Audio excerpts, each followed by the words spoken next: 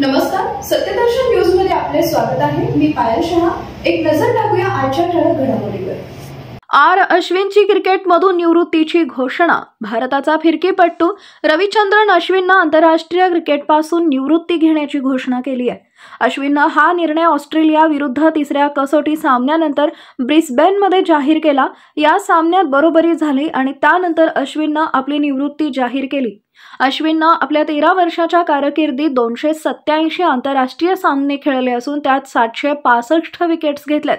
यामध्ये 106 कसोटी सामन्यांचा समावेश आहे, ज्यामध्ये त्याने 537 विकेट्स घेतल्यात। आंतरराष्ट्रीय क्रिकेटमध्ये आपली ख्याती गाजवलेल्या अश्विनने भारताच्या गोलंदाजीमधील एक महत्त्वपूर्ण स्थान निर्माण केलंय। त्याच्या नावावर 537 विकेट्स घेतल्यात आणि त्याने 8 मॅचमध्ये 10 विकेट्स घेतल्यात।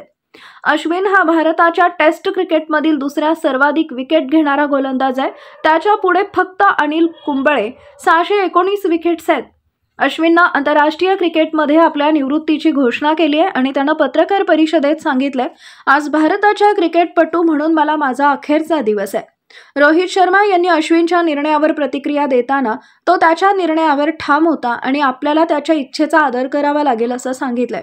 अश्विन आपल्या पुढील आयुष्यात क्लब क्रिकेटर खेळणार असून तो आंतरराष्ट्रीय क्रिकेटमधून निवृत्त होणार आहे।